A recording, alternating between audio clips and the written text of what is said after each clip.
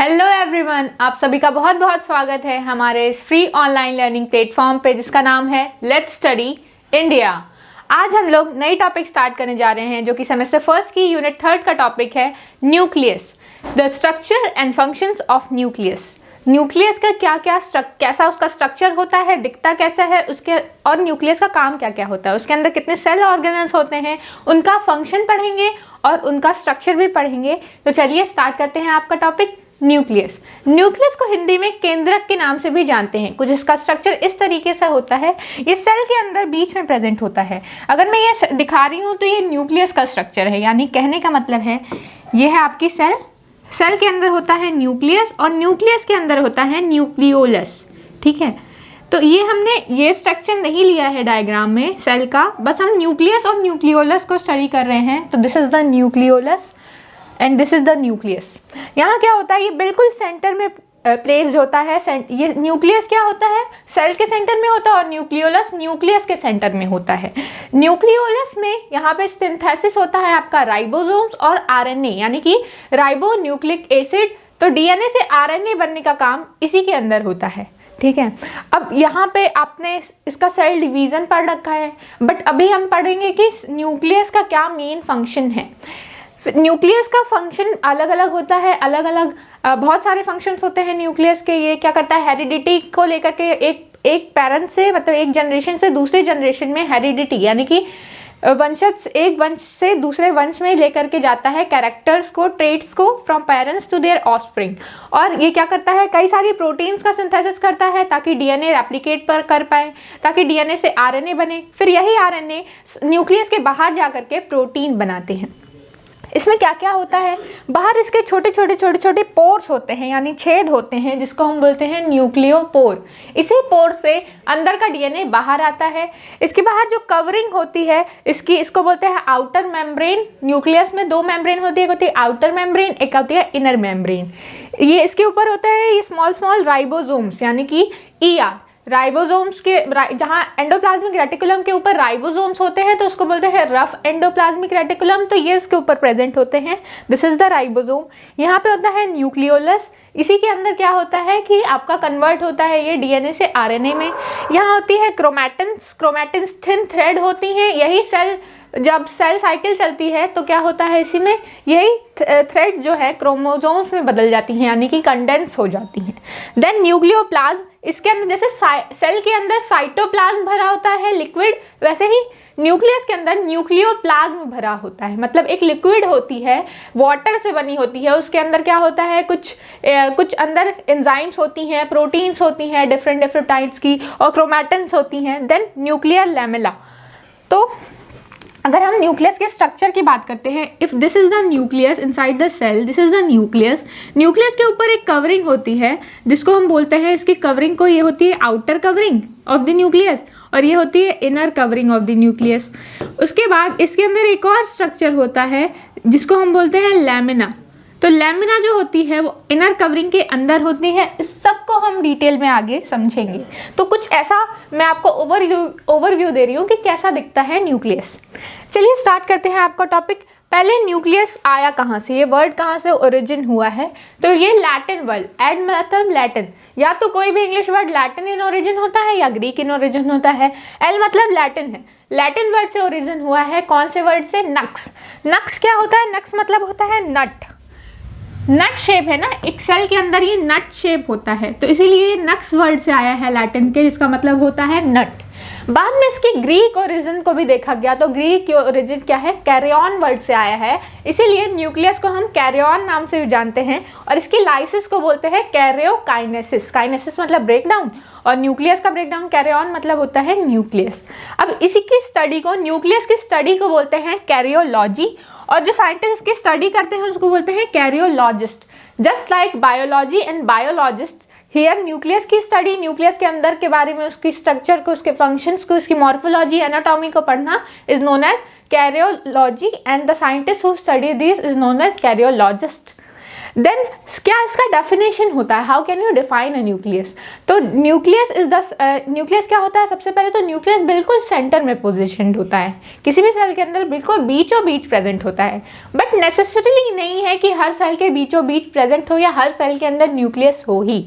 कुछ सेल्स ऐसी भी होती हैं जिसमें न्यूक्लियस प्रेजेंट नहीं होता है, जैसे कि हमारी आरबीसी, इरिथ्रोसाइट्स। तो आरबीसी क्या होती है, इसके अंदर न्यूक्लियस नहीं होता है, क्यों? क्योंकि इनको यहाँ पे क्या कैरी करना होता है, आरबीसी को कैरी करना होता है ऑक्सीजन। अगर ऑक्सीजन को कैरी करना है तो बीच में स्पेस चाहिए ना, तो वो न्यूक्लियस ही कवर कर लेगा, तो ऑक्सीजन कैसे लेकर के जाएगी आरबीसी। इसीलिए डब्ल्यूबीसी में न्यूक्लियस होता है और आरबीसी में न्यूक्लियस नहीं होता है। रेड ब्लड सेल्स, आरबीसी मतलब रेड ब्लड सेल, जो कि हमारे खून को रेड रंग देती है हीमोग्लोबिन की प्रेजेंस की वजह से। तो ये क्या होता है, ये न्यूक्लियस जो होता है वो अलग अलग मेटाबॉलिक फंक्शंस को हमारे सेल के अंदर क्या करता है, कंट्रोल करता है। हमारे सेल के अंदर जो भी एक्टिविटी हो रही है, उसके अंदर जो भी एंजाइमेटिक फंक्शन हो रहा है, कोई भी फंक्शन हो रहा है, तो उसको कंट्रोल कौन कर रहा है, न्यूक्लियस। क्योंकि इसके अंदर ही क्या है, हमारा डीएनए, जो कि सबको, डीएनए क्या करता है, कंट्रोल करता है हर चीज को। तो इसी सेल के अंदर जो डीएनए है वो उसको कंट्रोल करता है, इसलिए न्यूक्लियस को हम बोलते हैं ये मेटाबॉलिक, ये क्या कर रहा है, इसको कंट्रोल कर रहा है। न्यूक्लियस को हार्ट भी कहते हैं, क्या है, सेल का दिल, सेल का हार्ट बोलते हैं, और सेल का ब्रेन भी बोलते हैं, दिमाग, ठीक है।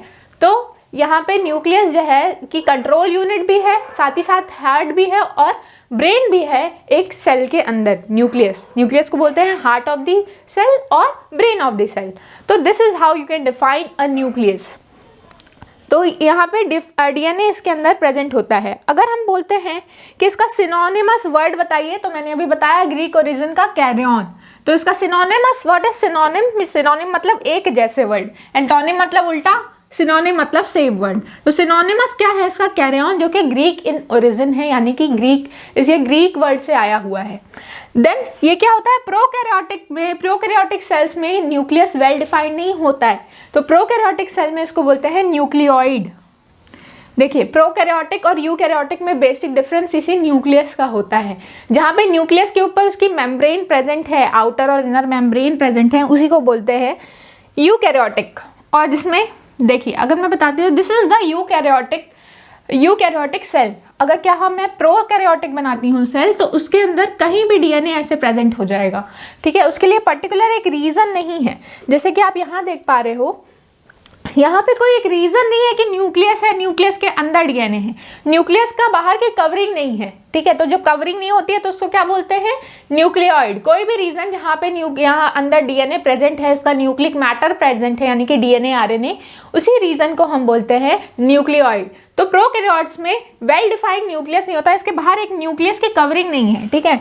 इसके बाहर एक न्यूक्लियस की कवरिंग नहीं है, बल्कि क्या है, एक ऐसे ही डीएनए सेल के अंदर कहीं भी प्रेजेंट है। इसीलिए न्यूक्लियस जो होता है यहाँ पे प्रोकैरियोटिक मतलब प्रो मतलब प्रिमिटिव टाइप का होता है, और यूकैरियोटिक में एडवांस न्यूक्लियस होता है, मतलब न्यूक्लियस है, न्यूक्लियस के बाहर कवरिंग है, उसमें न्यूक्लियोपोर है, उसके बाद सारी एंजाइम्स प्रेजेंट है, उसमें क्या है, रिसेप्टर्स प्रेजेंट हैं, तो बहुत ही डिफाइंड और बहुत ही डेवलप होता है। तो मोनेरा किंगडम में ये प्रोकैरियोटिक होता है, बाकी चारों किंगडम में ये कैसा होता है, यूकैरियोटिक, यानी कि न्यूक्लियस वेल डिफाइंड होता है। चलिए बात करते हैं, अगर हम बात कर रहे हैं प्रोकैरियोटिक न्यूक्लियस की, तो यूकैरियोटिक में ये वेल डिफाइंड होता है और प्रोकैरियोटिक में न्यूक्लियस नहीं होता है, इसलिए इसको न्यूक्लियोइड बोलते हैं।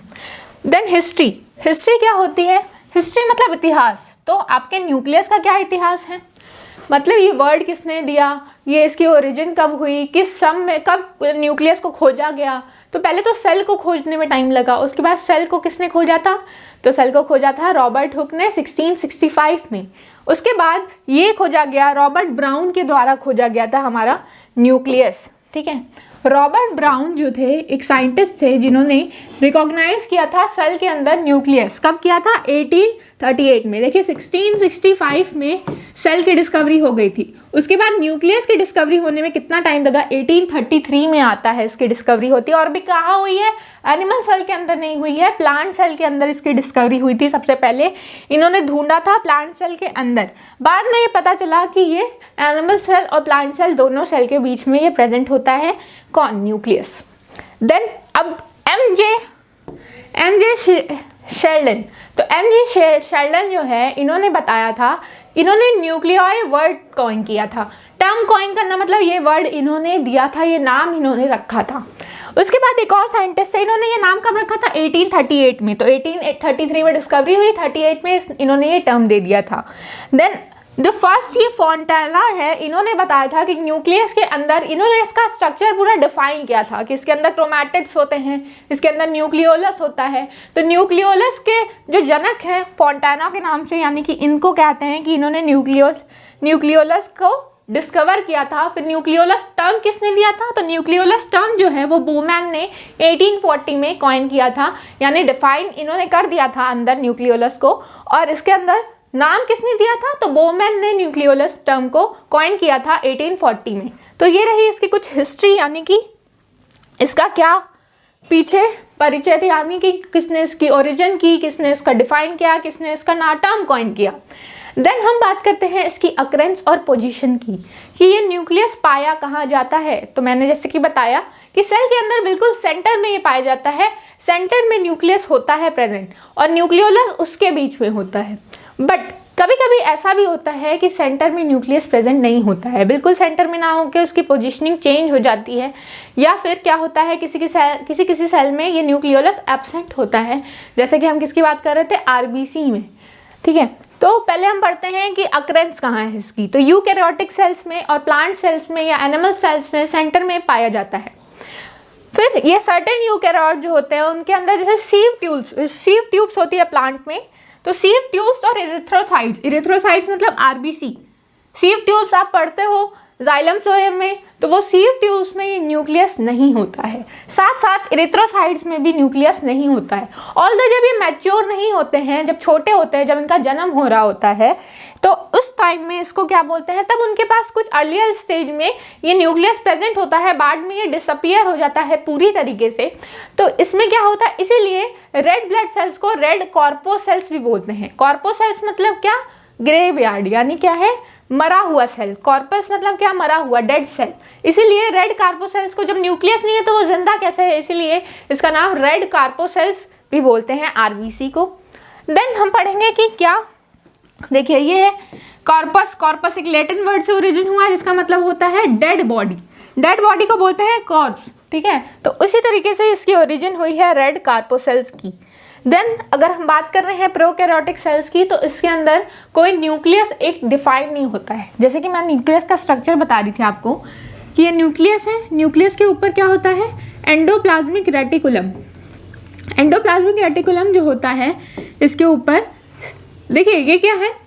सेल ऑर्गेनल है। सेल ऑर्गेनल किसको बोलते हैं?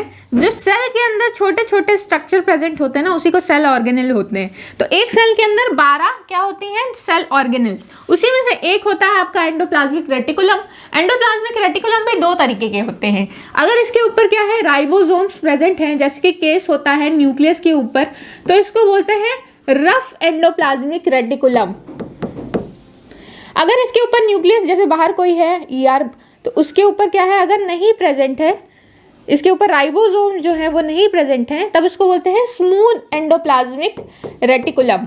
एक आपका होता है, मतलब 12 में से एक क्या होता है? न्यूक्लियस। तो न्यूक्लियस जो होता है वो भी एक सेल ऑर्गेनल है, और ये बहुत ही इंपॉर्टेंट सेल ऑर्गेनल है, क्योंकि सेल का जो पूरा फंक्शन है, ब्रेन जो है सेल का, यही है, यही काम करता है उसमें, यही कंट्रोल करता है। हुक्म कौन चलाता है? सेल है, ठीक है, बट हुक्म किसका चलेगा? तो न्यूक्लियस का चलेगा। It is the brain. फिर इसके ऊपर जो क्या है? ईआर है, उसके ऊपर क्या होता है? न्यूक्लियोलस। ये जो है ऐसे वेल डिफाइंड होता है। इसके ऊपर क्या है? ये आउटर कवरिंग होती है, ये इनर कवरिंग होती है। ये आउटर कवरिंग है, outer covering of the nucleus, और ये होती है इनर कवरिंग, ठीक है, अंदर का। उसके बाद यहाँ पे होता है न्यूक्लियोलस, बिल्कुल सेंटर में। किसी किसी सेल में बिल्कुल सेंटर में पाया जाता है न्यूक्लियोलस, किसी किसी में बाहर अगल बगल पाया जाता है। तो ये होता है आपका न्यूक्लियोलस। न्यूक्लियोलस जो होता है, इसका काम होता है राइबोसोम्स को बनाना या फिर डीएनए से आरएनए में कन्वर्ट करना। इसके बाद ये जो होता है, अब ये जैसे आप देख रहे हो कि आउटर कवरिंग है, इनर कवरिंग है, इसके अंदर यहाँ पे क्रोमैटिन्स हैं। क्रोमैटिन्स अभी कंडेंस नहीं हुई है। कंडेंस कब होगी? जब इनका सेल साइकिल चलेगा, ठीक है। तो ये अभी क्या है? कंडेंस फॉर्म में नहीं है। और इसके बाद ये क्या होती है? कंडेंस कब होती है? जब सेल साइकिल चलता है, यही होती है, यहीं पे इसको कंट्रोल किया जाता है। ये क्रोमैटिन से, इसके अंदर डीएनए होगा, और ये क्या होता है, ये जो ओवरऑल स्ट्रक्चर है वो होता है यूकैरियोट्स में। प्रोकैरियोट्स में ये जो क्रोमैटिन्स हैं वो ऐसे इसके अंदर नहीं प्रेजेंट होती है, कवरिंग नहीं होती है। ये आपका सेल है प्रोकैरियोटिक, उसके अंदर कहीं भी डीएनए प्रेजेंट है।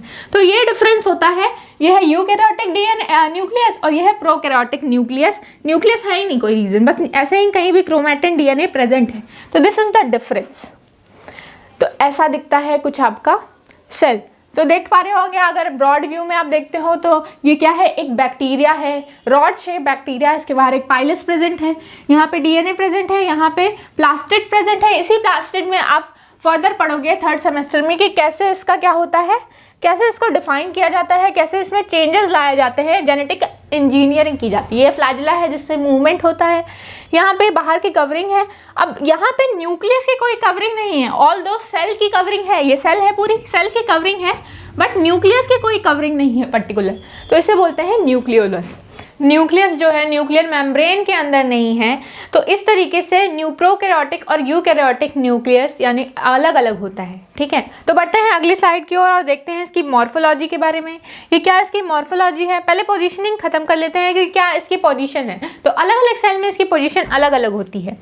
ज़्यादातर सेल में ये सेंटर में ही रहते हैं, बट कुछ सेल में क्या होता है कि इसकी साइज़ वेरी कर जाती है। जैसे कि हम बात करते हैं एम्ब्रियोनिक सेल्स की, तो मतलब जब बच्चा छोटा होता है तो एक सेल का बना होता है। एक सेल से, जैसे हमारी सबकी लाइफ, हर इंडिविजुअल की लाइफ एक सेल से स्टार्ट होती है। जब स्पर्म और ओवा मिलते हैं तो एक सेल बनता है, और वो सेल क्या होता है, डिवाइड करना स्टार्ट करता है। पहले वो डिवाइड करता है, फिर ही क्या करेगा, ग्रो करेगा। अगर हम देखते हैं कि ये क्या है, स्पर्म है, और स्पर्म क्या करता है, ओवा से मीट करता है, फीमेल ओवा से मैट करता है, और मेल स्पर्म, ये क्या है, मेल का स्पर्म, और स्पर्म मीट करता है ओवा से। तो ये दोनों मिल के क्या बनाते हैं, जाइगोट बनाते हैं। जाइगोट जो होता है, इसमें क्या होते हैं 46 क्रोमोसोम इन केस ऑफ क्या है ह्यूमंस। तो ये क्या होता है, एक सेल, बस एक सेल ये बनी है। ये सेल पहले साइज में इंक्रीज करती है, वॉल्यूम इंक्रीज करती है। जब ये देखिए कि साइटोप्लाज्म जब बढ़ता है तो न्यूक्लियस की साइज भी बढ़ती है। जब साइटोप्लाज्म के बढ़ता है तो न्यूक्लियस की साइज भी बढ़ती है, साइटोप्लाज्म घटता है तो न्यूक्लियस की साइज भी घटती है। तो जब साइटोप्लाज्म बड़ा होता है तो न्यूक्लियस बढ़ जाता है, फिर ये डिवाइड करता है। एक सेल से ये क्या करता है, डॉटर सेल्स बनाना स्टार्ट करता है। जैसे ही डॉटर सेल्स बनती हैं, सेल का डिवीजन होता है और प्रोफेज आता है। जैसे ही प्रोफेज आता है ना, इसमें क्या होता है, पहले कैरियोकाइनेसिस, न्यूक्लियस की काइनेसिस। कैरियो मतलब क्या, ग्रीक वर्ड न्यूक्लियस। तो पहले न्यूक्लियस गायब होगा। जैसे ही न्यूक्लियस गायब होता है ना, ये न्यूक्लियस डिसअपियर हो गया, तो न्यूक्लियोलर मेम्ब्रेन जो होती है न्यूक्लियस की, वो डिसअपियर हो जाती है। और जैसे ही न्यूक्लियस गायब हुआ, इसकी पोजीशन गायब हो गई। तो यही कह रहा है कि एम्ब्रियोनिक स्टेज में पहले तो क्या होता है, ज्योमेट्रिकल सेंटर बिल्कुल सेंटर में प्रेजेंट होता है। अगर हम न्यूक्लियस की बात कर रहे हैं किसी भी इंडिविजुअल के अंदर, तो न्यूक्लियस की पोजीशनिंग क्या होती है, बिल्कुल सेंटर में, ज्योमेट्रिकल सेंटर। ये है ज्योमेट्रिकल सेंटर, इसका क्या होगा, बिल्कुल यहाँ यहीं पे प्रेजेंट होता है हमारा न्यूक्लियस। बट ये डिसअपियर हो जाता है प्रोफेज में, यानी कि सेल जब इसका डिवीजन करना स्टार्ट करता है तो ये न्यूक्लियस जो है डिसअपियर हो जाता है। तो ये न्यूक्लियस डिसअपियर होता है। सेल के अंदर क्या होती है, प्रोफेज फर्स्ट में न्यूक्लियस डिसअपियर हो जाता है, बाद में वो रीअपियर होता है टीलोफेज में, और दो न्यूक्लियस बनती है। तो यहाँ पे क्या हो रहा है कि न्यूक्लियस जो जनरली होता है वो ज्योमेट्रिकल सेंटर में रहता है, किसमें, एम्ब्रियोनिक सेल में या छोटे सेल में या सेल के अंदर। और बाद में जैसे इसके अंदर डिवीजन शुरू होती है, उसका पोजीशन चेंज हो जाता है। तो न्यूक्लियस बिल्कुल सेंटर में होता है, उसके अंदर न्यूक्लियोलस भी उसके बिल्कुल सेंटर में, ये न्यूक्लियस है, सेल के अंदर का न्यूक्लियस है, उसके अंदर भी बिल्कुल बीचों बीच क्या होता है, उसका न्यूक्लियोलस, न्यूक्लियोलस। और ये होता है हमारा न्यूक्लियस। ठीक है, और ये है हमारा सेल, पूरा ही एक सेल है। ये साइटोप्लाज्म है, वैसे ये पूरा एक सेल है। और ये क्या है, इसके अंदर ये है न्यूक्लियस और ये है न्यूक्लियोलस। तो ये बिल्कुल इसके ज्योमेट्रिक सेंटर में है, और न्यूक्लियस के बिल्कुल ज्योमेट्रिक सेंटर में होता है न्यूक्लियोलस। ये तब गायब हो जाता है, इसका सेंटर बदल जाता है इन केस ऑफ कि अगर वो सेल क्या है, डिवीजन की स्टेट में है, उसके अंदर कोई मेटाबॉलिक फंक्शन हो रहा है, यानी कि सेल डिवीजन कर रही है, डिवाइड कर रही है, तो वो डिसअपियर हो जाता है प्रोफेज 1 में। अब फिर हम बात करते हैं ग्लैंडुलर सेल्स की। तो ग्लैंडुलर सेल्स ब्रेन में प्रेजेंट होते हैं। उनमें जैसे न्यूक्लियस क्या होता है ग्लैंडुलर सेल में, कि बिल्कुल बेस पे प्रेजेंट होता है, बेस पोजीशन पे प्रेजेंट होता है। तो बीच में ना हो करके क्या होता है, ये नीचे प्रेजेंट होता है। तो ये हमारे ब्रेन में प्रेजेंट होते हैं, और इसमें क्या होता है, न्यूक्लियस बेस पे प्रेजेंट होता है, सेल के बेस पे से ये जुड़ा होता है। तो इसे बोलते हैं क्या इसे बोलते हैं ग्लैंडुलर सेल्स, जिसका न्यूक्लियस बेस पे प्रेजेंट है। तो ये हो गई सेल्स की पोजीशनिंग। अलग अलग सेल में पोजीशन अलग अलग हो सकती है, बट ज़्यादातर सेल कहाँ होती है, इसका सेल के बीचों बीच प्रेजेंट होता है क्या, हमारा न्यूक्लियस। तो न्यूक्लियस कहीं कहीं वेरी करता है, जो कि हमने बता दिया आपको। अब हम बात करते हैं कि इसकी मॉर्फोलॉजी क्या है। मॉर्फोलॉजी क्या होता है कि इसका हम स्ट्रक्चर, जनरल स्ट्रक्चर बात करें, इसके अंदर कैसा कॉन्स्टिट्यूएंट है। तो न्यूक्लियस पहले तो हम जानते हैं कि अलग अलग इन नंबर हो सकता है। किसी के अंदर एक न्यूक्लियस होता है, किसी, जैसे हमारे केस में क्या है, हर सेल के अंदर एक न्यूक्लियस पाया जाता है, तो उसे बोलते हैं क्या, मोनो। मोनो मतलब वन, और न्यूक्लिएट मतलब न्यूक्लियस, एक न्यूक्लियस यानी मोनो न्यूक्लिएट सेल्स। फिर हम बोलते हैं डाई न्यूक्लिएट, यानी डाई मतलब दो और न्यूक्लिएट मतलब न्यूक्लियस। जब दो न्यूक्लियस होगी एक सेल के अंदर तो डाई न्यूक्लिएट सेल्स। फिर हम बात करते हैं ट्राई, तो कभी ट्राई भी बोल सकते हैं, क्वाटरनरी बोल सकते हैं, पेंटा बोल सकते हैं, बट अगर जहाँ ज़्यादा होती हैं, जैसे नंबर वेरिएबल होने लगता है, तो हम उसको पॉली नाम से भी बोलते हैं, यानी कि पॉली न्यूक्लिएट, बहुत सारे न्यूक्लियस एक ऑर्गेनिज्म के अंदर, एक सेल के अंदर बहुत सारी न्यूक्लियस है, तो हम बोलते हैं पॉली न्यूक्लिएट। जैसे हम बात कर लेते हैं फंजाई की, तो ये देखिए फंजाई का स्ट्रक्चर कैसा होता है। हाँ, तो फंजाई का स्ट्रक्चर, जैसे दो तरीके की फंजाई होती है ना, एक होती है सेप्टेट, एक होती है एसेप्टेट। अगर इसमें सेप्टा प्रेजेंट है तो हर सेल में एक न्यूक्लियस प्रेजेंट होता है, बट यहाँ पे क्या होता है, हम बात कर रहे हैं अगर पॉली न्यूक्लियाई की, ये क्या, किसका एग्जाम्पल हो गया, मोनोन्यूक्लिएट का एग्जाम्पल हो गया कि एक सेल में एक एक न्यूक्लियस है, तो ये हो गया मोनोन्यूक्लिएट। एक सेल है, इसके अंदर एक न्यूक्लियस है, एक सेल है, इसके अंदर एक न्यूक्लियस है। अगर हम बात कर रहे हैं एसेप्टेट फंजाई की, यानी सेप्टा, ये होता है सेप्टा, ठीक है। तो ये सेप्टा अगर अब्सेंट है, ये सेप्टा नहीं है, तो ये पूरी न्यूक्लियस क्या है, यहीं पे, यही पूरा साइटोप्लाज्म है, उसमें न्यूक्लियस कई सारे न्यूक्लियस है प्रेजेंट, कहीं भी को बहुत सारे न्यूक्लियस प्रेजेंट है, तो कोई अलग अलग सेल नहीं है, एक ही सेल के अंदर कई न्यूक्लियस है, तो इसे बोलते हैं मल्टी न्यूक्लिएट, कई न्यूक्लियस है। तो पॉली न्यूक्लिएट सेल्स के नाम से इनको जानते हैं।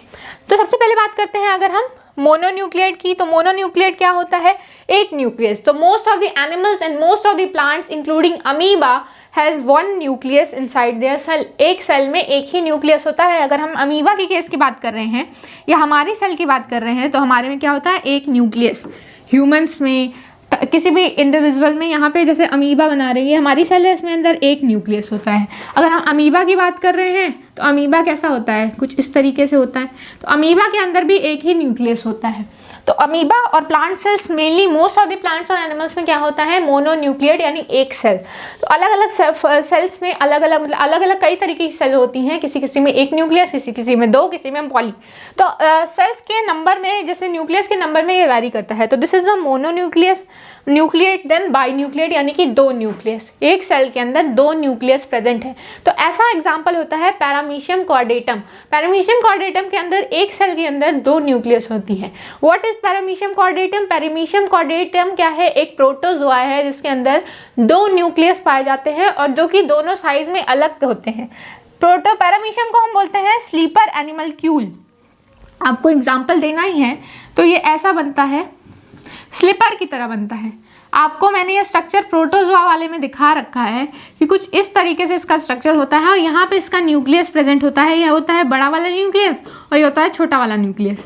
This is the macro nucleus. Macro मतलब बड़ा, न्यूक्लियस देख रहे हैं साइज में बड़ा है, मैक्रो न्यूक्लियस। और ये होता है माइक्रो। माइक्रो मतलब क्या होता है, छोटा, सूक्ष्म। तो माइक्रो न्यूक्लियस, न्यूक्लियस मतलब केंद्रक, छोटा केंद्रक है ये। तो दिस इज माइक्रो न्यूक्लियस और ये इसके बॉडी में पूरा सीलिया प्रेजेंट होता है। अगर आपको स्ट्रक्चर याद हो रहा होगा, सीलिया फ्लैजेला, और एक बच्चा था IIT करके, उसने ये आंसर भी दिया था और करेक्ट आंसर दिया था उस बच्चे ने कि क्या है, सीलिया किस में प्रेजेंट होता है, पैरामीशियम में प्रेजेंट होता है। तो यहाँ पे क्या है, और यहाँ पे छोटा न्यूक्लियस है और एक बड़ा न्यूक्लियस है। तो ये क्या है, डाई न्यूक्लिएट स्ट्रक्चर है इसका। तो बाई न्यूक्लिएट है या डाई न्यूक्लिएट है, डाई और बाई मतलब होता है दो। तो दो न्यूक्लियस जिसके अंदर होता है उसका एग्जाम्पल है पैरामीशियम कॉर्डेटम। फिर पॉलीन्यूक्लिएट की स्ट्रक्चर की बात करते हैं, मतलब एक सेल के अंदर कई सारे न्यूक्लियस प्रेजेंट हैं एक सेल के। और हमारे लीवर सेल्स है ना हमारे बॉडी में, कार्टिलेज है हमारा, कार्टिलेज कहाँ होता है, ये दिस इज कार्टिलेज। नाक में यहाँ तक हड्डी होती है और ये क्या है, कार्टिलेज। तो ये कार्टिलेज जो होता है इसके अंदर भी कई न्यूक्लियस प्रेजेंट हो सकते हैं। कार्टिलेज में, लिवर सेल्स में भी दो न्यूक्लियस होती है और कार्टिलेज में भी एक सेल के अंदर दो न्यूक्लियस पाया जाता है। अगर हम बात कर रहे हैं पॉली की, तो पॉली मतलब बहुत सारा, न्यूक्लिएट मतलब न्यूक्लियस, एक सेल के अंदर कई न्यूक्लियस। अगर एनिमल सेल में एक सेल के अंदर बहुत सारे न्यूक्लियस हैं तो उसको हम किस नाम से जानते हैं? वहाँ पे हम बोलते हैं इसको सिंसीटियल सेल्स। सिंसीटियल सेल्स मतलब होता है animal cells which has multiple nucleus, तो उसको बोलते हैं सिंसीटियल। अगर प्लांट की बात करते हैं तो प्लांट में अगर एक से ज़्यादा न्यूक्लियस होती है तो उसको बोलते हैं कोइनोसाइट्स। कोइनोसाइट्स। अगर हम बात कर रहे हैं जैसे बहुत सारी सेल है, पॉलीन्यूक्लिएट, बहुत सारी न्यूक्लियस है सेल, मतलब सॉरी एक सेल के अंदर कई न्यूक्लियस है, तो उसको बोलते हैं सिंसीटियल इन केस ऑफ एनिमल। अगर प्लांट में एक सेल के अंदर बहुत सारे न्यूक्लियस है तो उसको बोलते हैं कोइनोसाइट्स। तो सिंसीटियल का अगर हम एग्जांपल बात करते हैं तो कहाँ पे है? बोन मैरो में। बोन मैरो में कई सारी न्यूक्लियस प्रेजेंट होती हैं, जैसे कि पॉलीकैरियोसाइट्स जो होती हैं, पॉलीकैरियोसाइट्स, पॉली मतलब बहुत सारी, कैरियोसाइट्स मतलब कैरो मतलब क्या? न्यूक्लियस। तो कई सारी न्यूक्लियस कहाँ होती हैं? बोन मैरो में। बोन के अंदर बोन मैरो होती है जहाँ पे ये क्या होता है? आरबीसी और डब्ल्यूबीसी प्रोड्यूस करती हैं। क्रिश मूवी में आपने देखा होगा कि बोन मैरो वो लेकर के जाते हैं, बोन मैरो से निकालते हैं, तो ये बोन मैरो में ये आरबीसी और किसका प्रोडक्शन होता है? डब्ल्यूबीसी का। तो ये बोन मैरो में बहुत सारे न्यूक्लियस प्रेजेंट होते हैं, इसलिए इसको बोलते हैं पॉलीन्यूक्लिएट, सिंसीटियल सेल्स। एनिमल में क्या बोलते हैं इसको? सिंसीटियल पॉलीन्यूक्लिएट को, और प्लांट में क्या बोलते हैं इसको? कोइनोसाइट। तो प्लांट में एग्जांपल है एल्गी का, तो एल्गी का है वुचेरेरिया। वुचेरिया, यहाँ पे वुचेरेरिया बैनक्रॉफ्टी से कंफ्यूज मत हो जाएगा, वुचेरेरिया बैनक्रॉफ्टी वर्म है और वुचेरिया एल्गी है और वी से स्पेलिंग है। तो वुचेरिया क्या होती है? इसमें 100 न्यूक्लियाई होती है। पॉलीन्यूक्लियस में क्या हो सकता है? 3 से 100 न्यूक्लियस तक हो सकता है। 3 से लेकर के 100 न्यूक्लियस है तो उसको पॉली की कैटेगरी में रख सकते हैं। एक सेल के अंदर 3 न्यूक्लियस, 4 न्यूक्लियस, 5 न्यूक्लियस करके 100 न्यूक्लियस तक इसको क्या करता है? वेरी कर सकता है। मतलब एक सेल के अंदर कई सारे न्यूक्लियस हैं। अगर आपको डायग्राम देखना है या बना करके समझाना है तो ये क्या है? जैसे ये यहाँ तो बाई की बात हो रही है, बट एक सेल है उसके अंदर कई सारे न्यूक्लियस हैं, तो वो क्या हो गया? पॉली की कैटेगरी में आ जाता है। एक सेल है उसके अंदर कई सारे न्यूक्लियस हैं, तो ये क्या है? पॉली की कैटेगरी में आ जाता है। This is polynucleate. अगर एनिमल की है, मान लो ये क्या है? एनिमल सेल है, तो उसको बोलेंगे सिंसीटियल। और कोई प्लांट का एग्जाम्पल है, कोई एल्गी है, तो उसको बोलेंगे कोइनोसाइट्स। उसका एग्जाम्पल है वुचेरिया, इसमें 100 न्यूक्लियस होते हैं। और हम बात करते हैं मसल्स की, जैसे मसल्स, स्ट्रिएटेड मसल्स होती है ना, तो आपने एनसीईआरटी में पढ़ ही रखा होगा, अगर 10th 11th में हो था ये, तो ये पढ़ते हैं कि जो होता है सार्कोप्लाज्म वगैरह। देखिए मसल सेल्स में ना जो बाहर की कवरिंग होती है, दिस इज मसल सेल्स, पहले तो ऐसी होती है। इसके अंदर क्या होता है? ऐसे डार्क और लाइट बैंड्स प्रेजेंट होते हैं। डार्क और लाइट बैंड किसकी वजह से होते हैं? 2 प्रोटीन होती है, एक्टिन और मायोसिन। इसके अंदर क्या होता है? ऐसा नहीं है कि ये मैं अलग से बैरियर बना रही हूँ, ये सेल है, ये प्रोटीन है, क्या है? मायोसिन है, वो डार्क रंग की होती है, और जो एक्टिन है वो लाइट रंग की होती है। इसमें कई सारे न्यूक्लियस प्रेजेंट होते हैं, ठीक है। तो ये जो है ये क्या होती है? पॉलीन्यूक्लिएट। तो मसल सेल्स भी इसका एग्जाम्पल है। पॉलीन्यूक्लिएट इसका स्ट्रक्चर होता है, बहुत सारी इसके अंदर न्यूक्लियस होती हैं। मसल्स जो हैं हमारी, वो भी किसका एग्जाम्पल है?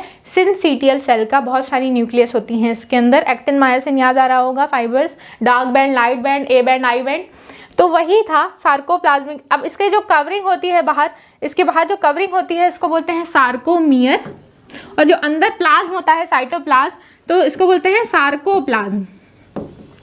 सार्कोप्लाज्म और सार्कोमियर इसकी कवरिंग होती है सेल की। ये जैसे सेल यहाँ पे जो कवरिंग है प्लाज्मा मेम्ब्रेन को बोलते हैं सार्कोमियर, और इसके अंदर जो साइटोप्लाज्म होता है उसको बोलते हैं sarcoplasm in case of muscle cells. Muscle cells को हम स्ट्रिएटेड सेल्स बोलते हैं क्योंकि स्ट्रेट होती हैं, अनब्रांच होती हैं और वॉलंटियर होती हैं क्योंकि हम अपने आप से मूव कर पाते हैं। देन हम बात करते हैं एक और सेल्स की, प्लांट के अंदर, इसको सीनोसाइट बोलते हैं।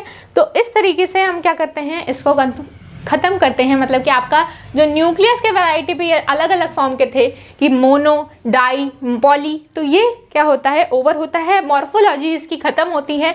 हम बढ़ते हैं इसके शेप की बात करते हैं। तो क्या शेप क्या होता है न्यूक्लियस का? शेप इसका बहुत अलग अलग हो सकता है।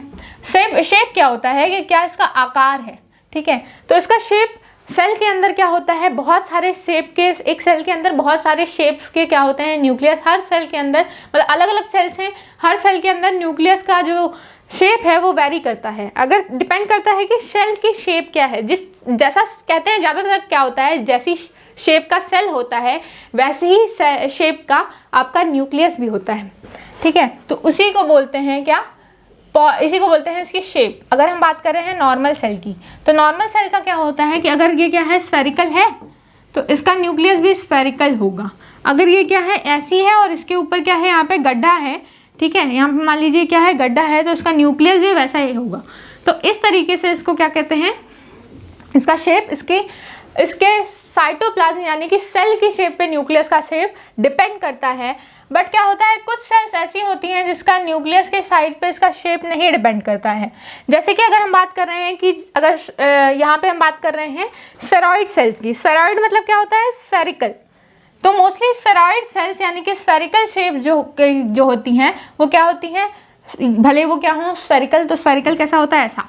देन क्यूबॉइडल सेल्स क्या होती हैं ऐसी, ठीक है। देन पॉलीहेड्रल सेल्स क्या होती हैं, पॉलीहेड्रल मैंने बताया था वायरस में पॉलीहेड्रल कैसा दिखता है, तो वैसी। देन स्फेरॉइड्स, इन सब का न्यूक्लियस कैसा होता है, चाहे ऐसी सेल हो चाहे ऐसी सेल हो, तो सबका न्यूक्लियस भी स्फेरॉइड ही होता है। कुछ सेल्स में हम देखते हैं अगर ये क्या है सिलेंड्रिकल है, सिलेंड्रिकल मतलब कहने का ऐसी सेल्स हैं, सिलेंड्रिकल है। प्रिज्मेटिक, प्रिज्म की तरह है, यहाँ पे क्या है प्रिज्म की तरह इसका स्ट्रक्चर है 3D में, तो भी इसकी न्यूक्लियस कहाँ है, तो भी इसकी न्यूक्लियस जो होती है वो कैसी होती है, इन सब की न्यूक्लियस जैसे या फ्यूजिफॉर्म है तो इन सब की न्यूक्लियस होती है इलिप्सॉइड शेप की। इलिप्सॉइड कहने का मतलब है कि मान लीजिए जैसे आरबीसी होती है ना, उस शेप की न्यूक्लियस होती है, यानी कि एक गोल है उसके अंदर क्या है, मान लीजिए आपके पास क्या है गुब्बारा है, गुब्बारे में एक साइड से आप पंच करके क्या कर रहे हो अंदर वो कर दे रहे हो ना, प्रेशर डाल करके एक साइड से उसको पिचका रहे हो, तो वैसी शेप की होती है। यानी कि अगर ये शेप है इसके अंदर यहाँ पे क्या है कैविटी है, थोड़ा अंदर की ओर गड्ढा है, जैसे आरबीसी दिखती है उसी शेप को बोलते हैं इलिप्सॉइड शेप। तो इन दोनों सेल की जो शेप होती है, इसका जो न्यूक्लियस होता है वो इलिप्सॉइड शेप का होता है, यानी कि सर्कल होता है बाहर से, अंदर क्या है थोड़ा सा गड्ढा है, सर्कल के बीच में थोड़ा सा गड्ढा है, तो उसे बोलते हैं ellipsoid shape. Then the squamous epithelial shape की इसकी क्या होती है डिस्कॉइड डिस्क शेप की होती है। और इस तरीके से ये जो न्यूक्लियस है इसकी साइज हर सेल में वेरी करती है। अगर हम बात करेंगे कि कौन सी सेल्स, अगर ल्यूकोसाइड्स की बात करते हैं, ल्यूकोसाइड्स क्या होती हैं आपकी WBC, इनकी सेल्स की अमाउंट मतलब कि न्यूक्लियस की शेप वेरी करती है हर इसके शेप के अकॉर्डिंग। जैसे अगर WBC है तो WBC कई तरीके की होती हैं, और इन्फ्यूसोरिया ये क्या है एक तरीके का प्रोटोजोन इसके अंदर आ जाते हैं, तो वो आते हैं। और ग्लैंडुलर जो कि अभी बताया था, ग्लैंडुलर सेल्स कहाँ है ब्रेन में पाई जाती हैं। और इंसेक्ट्स जो हैं आर स्पर्मेटोजोआ, ये क्या है आर इज दोनों लिख दिया है, ये सारे क्या हैं इज नहीं होगा यहाँ पे, स्पर्मेटोजोआ इन सब का क्या है contain irregular shape of nuclei. Spermatozoa यानी कि स्पर्म, इन सब के अंदर क्या है जो स्पर्म इसके अंदर जो न्यूक्लियस है उसका शेप कोई नहीं है, इरेगुलर है, कोई शेप डिफाइंड नहीं है, कोई भी शेप होती है न्यूक्लियस की तो इसे बोलते हैं इरेगुलर शेप होता है। तो न्यूक्लियस अगर आपने WBC की बात कर रहे हैं तो WBC कई टाइप्स की होती हैं, उसका सेल भी आपने देखा होगा, न्यूक्लियस भी एक तो सेल की जो होती है शेप वो अलग अलग होती है डिस्टॉर्टेड टाइप की, और इसके अंदर की जो WBC के अंदर का जो न्यूक्लियस होता है वो भी इरेगुलर होता है, किसी भी शेप का होता है। फिर ये जो होती हैं ल्यूकोसाइट्स क्या करती हैं, इसके अंदर से T लिम्फोसाइट्स B लिम्फोसाइट्स आती हैं, और WBC फाइटिंग का काम करती हैं, एंटीबॉडीज बनाती हैं, लड़ती हैं। देन अगर हम बात करते हैं न्यूक्लियाई की, तो सिल्क वर्म के न्यूक्लियाई की, तो सिल्क वर्म में एक सिल्क ग्लैंड होती है जिसका जो अब बाकी न्यूक्लियस बाकी सेल सही है, उसके अंदर का जो न्यूक्लियस है वो भी कैसा है स्फेरिकल, बट जो सिल्क ग्लैंड की जो न्यूक्लियस होती है ना वो फिंगर लाइक होती है। कैसी होती है फिंगर लाइक, फिंगर कैसा होता है ऐसा ना, तो फिंगर लाइक क्या होता है इनका न्यूक्लियस, और ये अपनी साइज जो है वो वेरी कर सकती है, मतलब चेंज कर सकती है, बड़ी हो सकती है इनकी साइज, अपना सरफेस एरिया बढ़ाने के लिए इसकी न्यूक्लियस का साइज भी बड़ा हो सकता है। सिल्क ग्लैंड सिल्क प्रोड्यूस करती है, सिल्क वर्म में जो बाहर की जो कवरिंग ये बनाता है ना जिसके अंदर ये रहता है, जो बाहर का सिल्क का कवर, ये हमारा सिल्क वर्म हो गया। अगर सपोज करिए कि अगर सिल्क वर्म हो गया तो सिल्क वर्म की जो कवरिंग होती है बाहर, ये अपना ककून बनाता है, ये अपने ग्लैंड से रिलीज करता है, और ये जो ग्लैंड से जो रिलीज करता है सिल्क ग्लैंड से, तो सिल्क ग्लैंड के अंदर जो न्यूक्लियस होता है वो कैसा होता है फिंगर लाइक होता है, और ये अपना सरफेस एरिया ये न्यूक्लियस बढ़ा सकता है। ठीक है, सिल्क वर्म में सिल्क ग्लैंड सिल्क बनाने के काम आती है, जिसको हम क्या करते हैं जिससे रेशम की साड़ियाँ बनती हैं। देन हम बात करते हैं कि क्या है इसकी साइज, अलग अलग साइज होती है। तो एक सेल के अंदर जो न्यूक्लियस होता है, ये सेल है, मान लीजिए एक सेल है, सेल के अंदर क्या है, एक न्यूक्लियस है, उसका 10%, एक सेल का 10% जो हिस्सा है वो क्या होता है, उसका न्यूक्लियस होता है। अब इतना बड़ा, जैसे ये क्या है, सेल है, सेल के अंदर इसका 10% हिस्सा का एरिया कौन कवर कर रहा है, खाली न्यूक्लियस। तो न्यूक्लियस जो होता है इसका 10% टोटल एरिया में से कवर करता है। अब न्यूक्लियस की साइज अलग अलग एनिमल्स में वेरी करती है, वेरिएबल होती है, डिपेंड करता है कि उसकी एक्टिविटी कैसी है। अगर ज़्यादा काम कर रहा है तो ज़्यादा बड़ी होगी, अगर कम काम है तो कम होगी। अगर डिप्लॉयड सेल है, देखिए डिप्लॉयड मतलब क्या, क्रोमोसोम नंबर डबल, तो वो उसके न्यूक्लियस भी बड़ा होगा। अगर क्या है, हैप्लॉयड सेल है तो उसका न्यूक्लियस छोटा होगा। तो डिपेंड करता है कि उसकी एक्टिविटी क्या है। तो यहाँ पे हम देख रहे हैं कि इसकी सेल क्या होती है, इसकी शेप क्या होती है, साइज़ क्या होती है, वो सब पढ़ रहे थे। तो हम साइज़ की बात कर रहे हैं, तो क्या होता है 3 माइक्रॉन से लेकर के 25 माइक्रॉन मीटर, यानी कि माइक्रॉन मतलब क्या, ये माइक्रॉन मीटर मतलब बहुत ही सूक्ष्म, यानी कि 10⁻⁻6 क्या है इसका, इसकी डायमीटर की बात कर रहे हैं। तो इसका जो डायमीटर है वो 3 से लेकर के 25 माइक्रॉन मीटर का हो सकता है। देन क्या है इसकी साइज, तो साइज जो होती है वो डायरेक्टली प्रोपोर्शनल होती है साइटोप्लाज्मिक कंटेंट की। जितना बड़ा सेल उतनी बड़ी क्या होगी उसकी न्यूक्लियस। अब सेल बड़ा है तो न्यूक्लियस भी बड़ी होगी, सेल छोटा है तो न्यूक्लियस भी छोटी होगी। तो डायरेक्टली डिपेंड करता है कि सेल की साइज क्या है, उसका 10% हिस्सा क्या होगा, न्यूक्लियस का होगा। यानी कि डिपेंड करता है directly on the cytoplasmic content, यानी कि साइटोसॉल की क्या स्थिति है, उसकी कितनी बड़ी साइज है उस पर। अगर हमको क्या करना है, किसी भी सेल का हमको निकालना है कि क्या है इसका न्यूक्लियोप्लाज्मिक इंडेक्स, तो पहले हम डिफाइन कर लेते हैं कि न्यूक्लियोप्लाज्मिक इंडेक्स होता क्या है।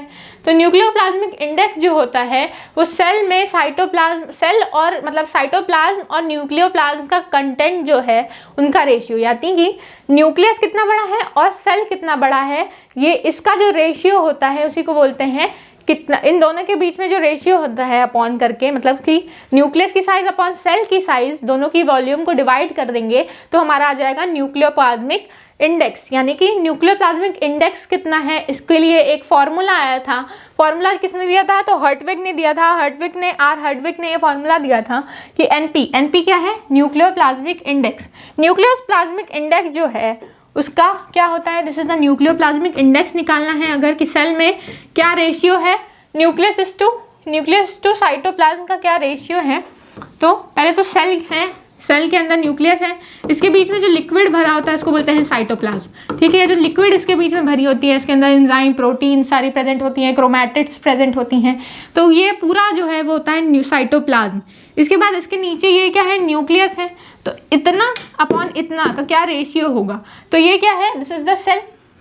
तो सेल, तो वॉल्यूम ऑफ सेल की क्या वॉल्यूम है upon volume of nucleus. Cell क्या, साइटोप्लाज्म।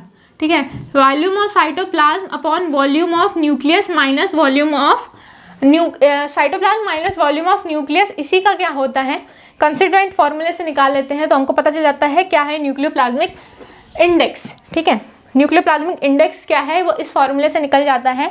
यानी कि क्या फॉर्मूला है हमारा फॉर्मूला है NP is equal to VN क्या है, वॉल्यूम। ठीक है, तो NP is equal to VN, NP nucleoplasmic index is equal to क्या है, volume of nucleus upon volume of cytoplasm content minus volume of nucleus. तो इससे निकल जाता है न्यूक्लियोप्लाज्मिक इंडेक्स क्या है, यानी कि सेल और न्यूक्लियस का क्या कंटेंट का क्या इंडेक्स क्या है, इन दोनों के क्या है कंसंट्रेशन में क्या रेशियो है इन दोनों का। तो this is the formula how you can define. तो आर हर्टविग ने ये फॉर्मूला दिया था कि how can you calculate this. उसके बाद हम पढ़ते हैं कि क्या इसका क्या है, साइज क्या है। तो साइज जो न्यूक्लियस का होता है वो क्या होता है, मैंने बताया कि सेल की साइज बड़ी तो न्यूक्लियस की साइज बड़ी, सेल की साइज छोटी तो न्यूक्लियस की साइज छोटी। बट क्रोमोसोम नंबर की अगर बात करते हैं, क्रोमोसोम मतलब क्या है, प्लॉइडी कहते हैं ना, पॉलीप्लॉइडी या सिनप्लॉइडी, तो वही प्लॉइडी यानी क्रोमोसोम का नंबर कितना है। क्रोमोसोम का नंबर ज़्यादा होगा, जैसे कि मैंने बता दिया है कि डिप्लॉयड होगी सेल, डबल होगा तो सेल क्या होगी, सेल की साइज बड़ी होगी। अगर सेल का साइज का मतलब कि अगर न्यूक्लियस के अंदर क्रोमोसोम का नंबर कम होगा, हाफ होगा, तो सेल की साइज यानी कि न्यूक्लियस की साइज भी छोटी होगी। अगर डिप्लॉयड सेल है तो सेल का न्यूक्लियस बड़ा होगा, अगर क्या है हैप्लॉयड सेल है तो वो क्या होगा, उसका न्यूक्लियस छोटा होगा। तो यही इसमें लिखा हुआ है। देन क्या आपके लिए एक क्वेश्चन है, और फिर कि कितनी एक्टिविटी कर रहा है, सेल ज़्यादा काम करेगा तो ज़्यादा बड़ा होगा, सेल की एक्टिविटी कम है तो कम होगा। आपके लिए क्वेश्चन है कि क्या अगर सेल हाइपर एक्टिव है और एक सेल है जिसमें कम काम हो रहा है, कम एक्टिव है वो सेल, तो उसमें क्या न्यूक्लियस की साइज वेरी करेगी? अगर एक सेल एक्टिव है तो क्या है ज़्यादा उसकी साइज न्यूक्लियस की बड़ी होगी, और एक सेल कम एक्टिव है तो क्या उसकी न्यूक्लियस की साइज छोटी होगी? क्या लगता है आपको? आप कमेंट बॉक्स में मुझे बताएंगे कि आपका क्या आंसर है, और मैं आपको सही आंसर नेक्स्ट वीडियो में बताऊंगी। Then ultrastructure of the nucleus की बात करते हैं, तो इसको आपको एक एक करके पूरा डिफाइन करना होगा कि हाउ इट वर्क्स, क्या इसकी डेफिनेशन है, क्या इसका काम है, क्या इसका फंक्शन है। तो सबसे पहले अगर हम बात करते हैं इसकी मेम्ब्रेन की, तो आउटर मेम्ब्रेन, इसके अगर बाहर की जो कवरिंग होती है, इसका स्ट्रक्चर है, इसकी कवरिंग क्या होती है, इसी कवरिंग को हम बोलते हैं न्यूक्लियर मेम्ब्रेन। अल्ट्रास्ट्रक्चर मतलब अंदर का जूम व्यू देख रहे हैं हम न्यूक्लियस का। यहाँ पे क्या है, दिस इज द बाहर की कवरिंग। बाहर की कवरिंग किससे बनी होती है? एक होता है इसमें आउटर मेम्ब्रेन मतलब बाहर की कवरिंग, आउटर नाम से ही समझ में आ रहा है, मेम्ब्रेन मतलब झिल्ली कैसी है, आउटर है, तो आउटर मेम्ब्रेन को हम बोलते हैं, ये क्या है, आउटर मेम्ब्रेन बाहर। फिर ये क्या होता है इसके अंदर, इनर मेम्ब्रेन, यह है इनर मेम्ब्रेन यानी कि अंदर की कवरिंग। तो आउटर मेम्ब्रेन और इनर मेम्ब्रेन बना के इसकी कवरिंग करते हैं। इसके बीच का जो लेंथ है वो 75 एंगस्ट्रॉन्ग से लेकर के कितना होता है, 100 एंगस्ट्रॉन्ग का। एंगस्ट्रॉन्ग को आप ऐसे लिखोगे तो ये क्या है, कवरिंग की क्या है, विड्थ कितनी है, तो 75 से लेकर के 100 एंगस्ट्रॉन्ग की ये क्या होती है, विड्थ होती है मेम्ब्रेन की। इसके अंदर दो मेम्ब्रेन आती है, एक होती है आउटर मेम्ब्रेन, एक होती है इनर मेम्ब्रेन। आउटर मेम्ब्रेन जो होती है इससे लगा होता है हमारा क्या अटैच होता है, ER, एंडोप्लाज्मिक रेटिकुलम या राइबोसोम्स। तो राइबोसोम्स इससे अटैच होते हैं, दिस इज द राइबोसोम्स। और राइबोसोम्स के अटैच होने की वजह से जो आउटर मेम्ब्रेन है वो कैसा होता है, रफ है, खुरदुरा है। छूने पे अगर कुछ भी है, एक चीज़ के ऊपर बालू लगा है, कुछ भी ऐसे छोटे छोटे मॉलिक्यूल्स है, तो बाहर से छूने से क्या लगेगा, खुरदुरा। तो ये क्या है, rough. This is the rough. जो आउटर कवरिंग होती है वो रफ होती है। इनर कवरिंग जो होती है, इनसाइड की जो कवरिंग होती है, जो किसमें होती है, अंदर न्यूक्लियोप्लाज्म के कांटेक्ट में होती है। ये न्यूक्लियोप्लाज्म है, इसके कांटेक्ट में होती है, तो इसको बोलते हैं स्मूथ। ये कैसी होती है, स्मूथ, इसकी वॉल स्मूथ होती है। इसके बाद इसके बीच में, अब आउटर मेम्ब्रेन और इनर मेम्ब्रेन के बीच में जो फ्लूइड होता है, इसको बोलते हैं, इस स्पेस को बोलते हैं पेरीन्यूक्लियर स्पेस, और इसके अंदर जो फ्लूइड होती है उसको बोलते हैं पेरीन्यूक्लियर फ्लूइड। अब ये क्या होती है, जो बाहर की कवरिंग है, इन दोनों के बीच में आउटर मेम्ब्रेन और इनर मेम्ब्रेन के बीच की जो क्या है, डिस्टेंस है, ये आउटर मेम्ब्रेन है, ये इनर मेम्ब्रेन है, इसके बीच की जो डिस्टेंस है इसको बोलते हैं पेरीन्यूक्लियर स्पेस। पेरीन्यूक्लियर स्पेस जो होता है वो कितना होता है इसके, ये होता है 100 से लेकर के 700 एंगस्ट्रॉन्ग का होता है। क्या है, ये पूरा 100 से लेके 700 एंगस्ट्रॉन्ग में फैला है। अब ये मत कंफ्यूज होना कि ये मैं विड्थ बता रही हूँ, क्या है 75 से 100। अब इसके अंदर 100 से 700 कहाँ से आ जाएगा, ये तो छोटा है, इसके अंदर इतना बड़ा स्पेस कहाँ से आ गया। तो ये क्या है, ये इसके विड्थ की बात हो रही थी, और ये क्या है, स्कैटर मतलब फैला हुआ है इतने रीजन में। 100 से 700 एंगस्ट्रॉन्ग के रीजन में ये फैला हुआ है। ये पूरा इसका इस साइड से लेंथ की बात कर रहे हैं, अगर इधर से नाप रहे हैं तो ये कितने दूरी में फैला हुआ है, और ये विड्थ की बात कर रही है, मतलब इतनी चौड़ाई की बात हो रही है। इसके बाद हम पढ़ते हैं कि अब ये बाहर की कवरिंग, अब अंदर की ओर चलेंगे तो ये क्या है, एक कवरिंग होती है। देख रहे हैं ये वाली मेम्ब्रेन क्या है, थिन है, ये वाली थिक है। तो ये नहीं है कि इनर मेम्ब्रेन थिक है, इसके अंदर भी एक कवरिंग है जिसको थिक बनाई है। तो इस कवरिंग को हम क्या बोलते हैं, ये जो कवरिंग है इसके बाहर, इसके अंदर, इसको बोलते हैं लैमिना। कौन सी लैमिना है, तो इसमें लेबल नहीं है आई थिंक, हाँ तो लेबल नहीं है तो आप लेबल कर लीजिएगा, this is lamina, nuclear lamina. अब न्यूक्लियर लैमिना क्या होती है, ये अटैच होती है इनर वॉल से। किसके इनर वॉल से, तो न्यूक्लियस के इनर वॉल से एक कवरिंग अटैच होती है जिसको बोलते हैं न्यूक्लियर लैमिना। न्यूक्लियर लैमिना जो होती है इसकी थिकनेस पूरा थ्रू आउट जो थिकनेस है ना एकदम कांस्टेंट रहेगी ना, ऐसे बड़ी और छोटी नहीं होगी। जितनी मोटाई है वो पूरे आकार पे सी मोटाई उतनी ही रहने वाली है। तो थिकनेस जो होती है वो वेरिएबल नहीं होती है, कांस्टेंट होती है, through out the inner covering में फैली होती है। अब इसके बाद यहाँ पे होता है न्यूक्लियोपोर। न्यूक्लियस ऐसा नहीं है कि कंटिन्यूअस कवरिंग है, ऐसे बाहर की जो कवरिंग है वो कंटिन्यूअस नहीं है, इसके पास एक पोर होता है। पोर को क्या बोलते हैं, छेद, छिद्र। अब एक बॉल है, बॉल में क्या करिए आप छेद कर दीजिए, खूब सारा छेद कर देंगे ना तो उसी को बोलेंगे पोर। और इस पोर का क्या काम है, यहाँ पे क्या होता है, कोई भी चीज़ का बाहर निकलना होगा, जैसे डीएनए से आरएनए इसके अंदर बनेगा, आरएनए क्या होगा, बाहर निकलेगा ना, तो आरएनए या कोई एंजाइम को बाहर निकलना है, किसी भी चीज़ को अंदर आना है इसके अंदर, तो कोई भी चीज़ का अंदर या बाहर जाना कौन कंट्रोल करता है, तो न्यूक्लियर पोर कंट्रोल करता है। अब ऐसा नहीं है कि न्यूक्लियर पोर ऐसे ही है, न्यूक्लियर पोर के बाहर क्या होता है, यहाँ पे एक प्रोटीन होती है, जिस प्रोटीन, यहाँ एक प्रोटीन होती है, जैसे आपने डिफ्यूजन पढ़ा होगा अभी, तो वहाँ पे एक प्रोटीन होती है जो क्या करती है, डिफ्यूजन। अब मान लीजिए ये क्या है, न्यूक्लियर पोर, न्यूक्लियर पोर में एक प्रोटीन होती है जो ऐसे ऐसे पलटती है। अब यहाँ से कुछ ही चीज़ को बाहर, जैसे आरएनए को बाहर जाना होगा, तो यहाँ पे आकर के इससे क्या होगी, अटैच होगा। अब ये जो पोर है वो बिल्कुल क्या करेगा, ऐसे रोटेट कर जाएगा। ये जैसे ये क्या है, ये पोर के अंदर का है, यहाँ पे आके कुछ भी क्या हुआ, अटैच हुआ। अब ये जो पोर का जो प्रोटीन है, यहाँ पे जो एन्यूलस प्रोटीन है वो पलट जाएगी, मतलब ये सेल के अभी अंदर थी, यहाँ पे अटैच हुआ कुछ भी, और ये क्या होगी, रोटेट कर जाएगी और ये साइड ये छोड़ देगी, फिर ये घूम जाएगी वापस अपने पोजीशन पे। तो यहाँ पे प्रोटीन होती है जिसका नाम क्या होता है, एन्यूलस। ठीक है, एन्यूलस का काम क्या होता है कि किसी भी चीज़ को ट्रांसपोर्ट करना, और सिलेक्टिवली ट्रांसपोर्टेबल होती है, मतलब कि कुछ सिलेक्ट करके किसी मॉलिक्यूल को ही अंदर भेजेगी या किसी मॉलिक्यूल को ही बाहर भेजेगी। तो सिलेक्ट करके भेजती है, सिलेक्टिवली परमिएबल होती है, मतलब सिलेक्ट करेगी कि तुमको बाहर जाना है कि तुमको बाहर नहीं जाना है। देन हम बात करते हैं कि ये हो गया हमारा बाहर की आउटर कवरिंग की बात हो गई। अगर हम इसका अल्ट्रा स्ट्रक्चर जूम करके देखना चाहें तो कैसा दिखता है, कुछ इस तरीके का। ठीक है, अगर हम इसकी कवरिंग की बात कर रहे हैं तो ये क्या है, ये है आउटर कवरिंग और ये है इनर कवरिंग। ठीक है, इनर कवरिंग। अब ये क्या है, आउटर मेम्ब्रेन और ये है इनर मेम्ब्रेन। अब इसके अंदर क्या होती है, एक क्या होती है, लैमिना जो है वो फैली होती है, यानी कि लैमिना। अब इसकी विड्थ जो है थ्रू आउट सेम रहने वाली है, यानी कि ये है लैमिना। ठीक है, अब लैमिना को अगर हम अलग कलर से रिप्रेजेंट करें तो आपको विजिबल होगा, ये है लैमिना। ठीक है, इस साइड भी होगी ये लैमिना। अभी ये न्यूक्लियस का एक हम बाहर की कवरिंग देखने की कोशिश करें, न्यूक्लियस का कवरिंग ऐसे फैला है, अगर हम यहीं की बात कर रहे हैं तो ये कुछ इस तरीके का स्ट्रक्चर है। फिर यहाँ पे क्या होती है, एक प्रोटीन होती है, प्रोटीन। अब ये प्रोटीन जो होती है, इस प्रोटीन का नाम होता है एन्यूलस, और ये जो कवरिंग है इसको क्या बोल रहे हैं, इसको बोल रहे हैं लैमिना।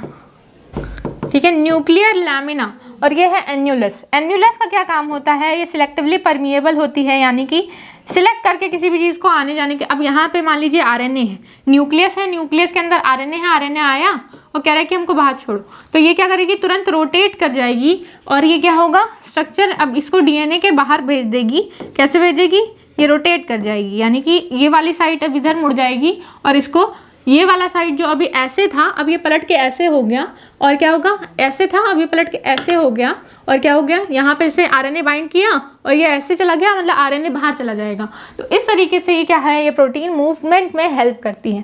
देन हम बात करते हैं इसके न्यूक्लियोप्लाज्म की। तो न्यूक्लियोप्लाज्म जो होता है लिक्विड कंटेंट होता है, जो कि थ्रू आउट इनसाइड प्रेजेंट होता है, कहाँ, न्यूक्लियस के अंदर। तो न्यूक्लियस के अंदर थ्रू आउट जो ये है, ये एक लिक्विड जो है भरी हुई है। मान लीजिए एक बॉल है या बलून है, तो बलून के अंदर क्या डाला है आपने, बलून के अंदर क्या है, पूरी पानी भरी हुई है बलून में, तो ये जो है यहाँ पे लिक्विड कंटेंट है, इसको बोलते हैं न्यूक्लियोप्लाज्म। और न्यूक्लियोप्लाज्म जो होता है वो क्या करता है, आपको एक पीएच प्रोवाइड करके देगा कि ये मेंटेन करके रखेगा फ्लूइडिटी को, कि कुछ भी अंदर बाहर जा सके, और जेली लाइक होता है, मतलब बहुत ज़्यादा लिक्विड नहीं होता है, थोड़ा जेली जैसा होता है। और क्या होता है इसके अंदर, एंजाइम्स प्रेजेंट होती हैं, प्रोटीन्स प्रेजेंट होती हैं जो कि हेल्प करती हैं, क्रोमैटिड्स प्रेजेंट होती हैं जो कि हेल्प करती हैं न्यूक्लियस को फॉर क्रिएटिंग, फॉर क्या है कि अब क्रोमैटिड्स है इसके अंदर, तो क्रोमैटिड्स क्या करेंगी, क्रोमैटिड्स कंडेंस होंगी, क्रोमोसोम बनाएंगी, इसके अंदर डीएनए है जो कि क्या करेगा, फिर यहाँ से डीएनए से आरएनए, ट्रांसक्रिप्शन फैक्टर होंगे। ट्रांसक्रिप्शन फैक्टर है वो सारी प्रोटीन्स हैं जो क्या कर रही हैं, डीएनए को मल्टीप्लाई करने में हेल्प कर रही हैं, या डीएनए से आरएनए बनाने का हेल्प कर रही हैं। फिर आरएनए को ले जाना होगा बाहर, या कोई सिग्नल इसके अंदर आ रहा है, तो वो सारे क्या है, इसके अंदर एंजाइम्स प्रेजेंट होंगी, प्रोटीन्स प्रेजेंट होंगी for the proper functioning of the nucleus, for the metabolic activity to run properly inside the cell, the nucleoplasm is there. Then इसके अंदर होता है क्या, न्यूक्लियोलस। अब न्यूक्लियोलस मैंने बताया कि न्यूक्लियोलस किसी किसी के अंदर तो एक होता है, बट कभी कभी ज़्यादा भी हो सकता है, 3 या 4 तक भी न्यूक्लियोलस हो सकते हैं। तो यहाँ पे न्यूक्लियोलस है, ये न्यूक्लियोलस क्या करता है, अब ये भी सेल के सेंटर में प्रेजेंट हो सकता है या फिर सेंटर में ना प्रेजेंट होके कभी कभी ये इधर उधर भी प्रेजेंट होता है। न्यूक्लियोलस जो होता है इसका काम क्या होता है, राइबोसोम फैक्ट्री, इसको राइबोसोमल फैक्ट्री बोलते हैं क्योंकि ये राइबोसोम्स को बनाता है और बाहर भेजता है।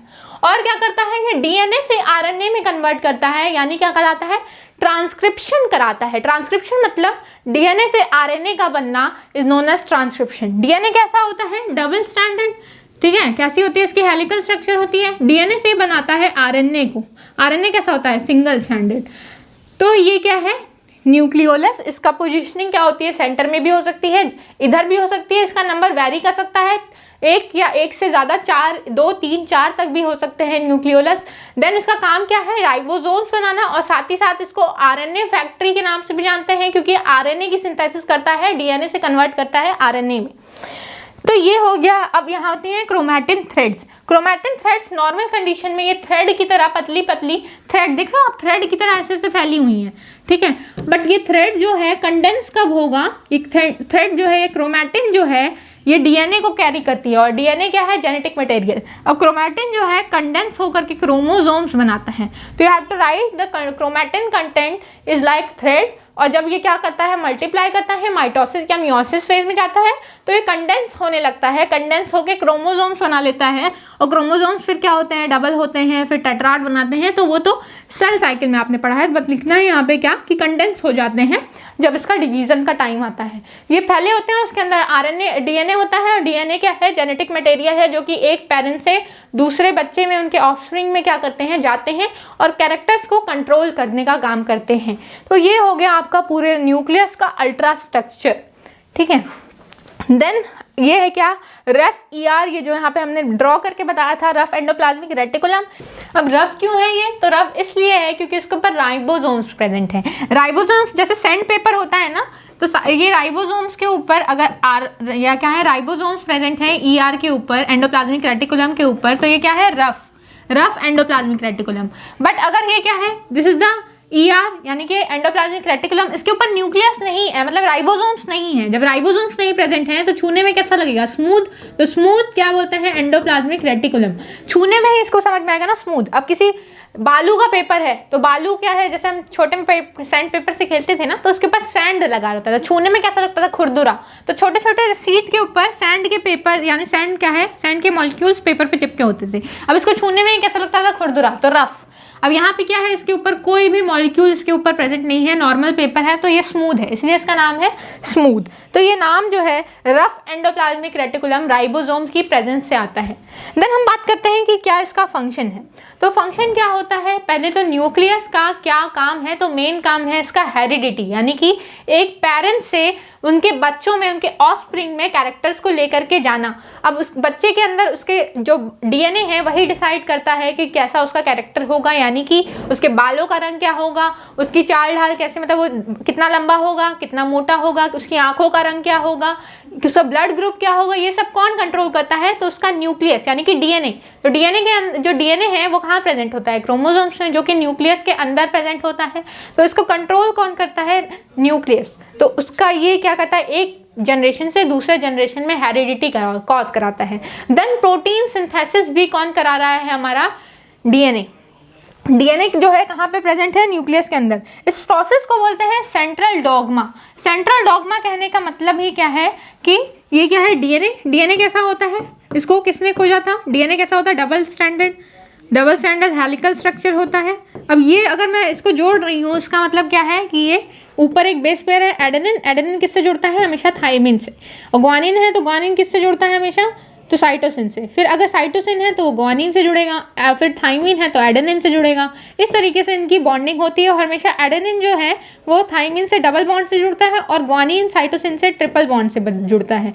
अब ये जो है डीएनए का अल्ट्रा स्ट्रक्चर है। डीएनए को किसने खोजा था, तो हर्ट्ज। किसने जोड़ा था, वॉटसन एंड क्रिक ने। देन डीएनए से बनता है आरएनए। आरएनए क्या है, राइबोन्यूक्लिक एसिड। ये क्या है, डीऑक्सीराइबोन्यूक्लिक एसिड। राइबोन्यूक्लिक एसिड यानी कि ये, और डीऑक्सी है मतलब एक ऑक्सीजन की यहाँ पे एब्सेंस है। डीऑक्सी मतलब ऑक्सीजन एब्सेंट है। देन ये क्या होता है, डीएनए से आरएनए यानी कि सिंगल स्ट्रैंडेड में इसको कन्वर्ट करता है। एक ही साइड का पेयर जो है वो रहेगा और एक साइड से इसकी बॉन्ड जो है टूट जाएगी। तो दिस इज आरएनए। आरएनए से बनता है ये प्रोटीन में। अब प्रोटीन क्या होता है, 3 हमने पढ़ा था, ये अगर आप लोगों ने पढ़ा ही होगा तो जेनेटिक कोड यानी कि 3 कोड एक अमाइनो एसिड का फॉर्मेशन करते हैं, फिर 3 क्या करते हैं, एक अमाइनो एसिड का फॉर्मेशन करते हैं। ऐसे कई अमाइनो एसिड एक चेन में पेप्टाइड बॉन्ड क्रिएट करके एक चेन बना लेते हैं और ये क्या करते हैं, एक प्रोटीन की सिंथेसिस करते हैं अमाइनो एसिड, तो प्रोटीन बनता है।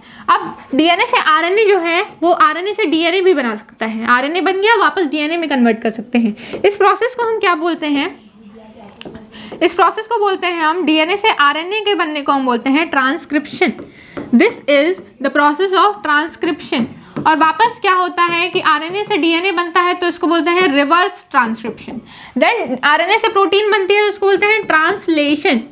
ठीक है, ट्रांसलेशन हो रहा है यहाँ पे। तो यही इस पूरे प्रोसेस को, डीएनए से आरएनए का बनना, आरएनए से प्रोटीन का बनना, तो इस पूरे प्रोसेस को ही बोलते हैं सेंट्रल डॉग्मा। तो अगर डीएनए ही नहीं होता तो आरएनए कैसे बनता, आरएनए ही नहीं होता फिर प्रोटीन कैसे बनती। तो डीएनए से आरएनए का बनना, ये प्रोसेस न्यूक्लियस के अंदर होती है। फिर आरएनए न्यूक्लियोपोर से बाहर जाता है और साइटोप्लाज्म में आरएनए चले जाता है। फिर आरएनए क्या होता है, प्रोटीन बनता है साइटोप्लाज्म में। डीएनए से आरएनए न्यूक्लियस के अंदर बनता है। तो ये प्रोसेस जो है, अगर डीएनए से आरएनए ही नहीं बनता तो प्रोटीन कैसे बनती है। तो प्रोटीन सिंथेसिस का काम भी कौन करता है, यही करता है। इसको हार्ट ऑफ द सेल कहते हैं, दिल। जैसे दिल पंप करता है ना और पूरे वर्किंग रखता है, हमारी जो बॉडी है उसकी वर्किंग बनाए रखता है, उसी तरीके से न्यूक्लियस भी है, वो सेल की क्या करते हैं, वर्किंग बनाए रखता है। इसको ब्रेन ऑफ द सेल भी बोलते हैं, यानी कि क्या करता है, कंट्रोल यूनिट है। मेटाबॉलिक फंक्शंस के अंदर जितने भी मेटाबॉलिक फंक्शंस हो रहे हैं उसका कंट्रोल किसके हाथ में है, तो न्यूक्लियस के हाथ में। इसको कंट्रोल करके रखता है कि मेरे पास पावर है, मैं ही इसको सारे को गवर्न करूंगा, पूरी सेल को अपने अंदर कंट्रोल में रखता है, सारी मेटाबॉलिक एक्टिविटी कराता है। अगर न्यूक्लियस ही नहीं रहेगा उसके अंदर का तो सेल क्या हो जाएगी, अपॉप्टोसिस के थ्रू उसकी डेथ हो जाती है। फिर यहाँ पे हम राइबोसोम्स का सिंथेसिस देख रहे हैं कि यानी कि न्यूक्लियोलस क्या करता है, राइबोसोम्स को बनाता है और न्यूक्लियोलस ही क्या बनाता है, आरएनए को बनाता है। आरएनए की सिंथेसिस कहाँ होती है, न्यूक्लियस के अंदर भी, न्यूक्लियोलस में। तो न्यूक्लियोलस को हम आरएनए फैक्ट्री भी बोलते हैं, यानी कि आरएनए बनाता है ये, और साथ ही साथ न्यूक्लियोलस राइबोसोम्स की सिंथेसिस भी करता है, जो कि बाहर चले जाते हैं न्यूक्लियोपोर से। आरएनए भी और राइबोसोम्स भी न्यूक्लियोपोर से बाहर निकल जाते हैं। देन इंपॉर्टेंट रोल आरएनए का क्या है, प्रोटीन फॉर्मेशन। जैसे ट्रांसलेशन बाहर होती है ना आरएनए से प्रोटीन की, और पहले डीएनए से आरएनए कौन बना रहा है, तो ये भी न्यूक्लियस का काम है। इसी के साथ ये इसका जो फंक्शन है वो भी खत्म होता है। तो ये जो यूनिट है आपकी वो खत्म होती है, यानी कि ये टॉपिक खत्म होता है। मिलते हैं नेक्स्ट टॉपिक के साथ। टिल देन पढ़ाई करते रहिए। Thank you very much.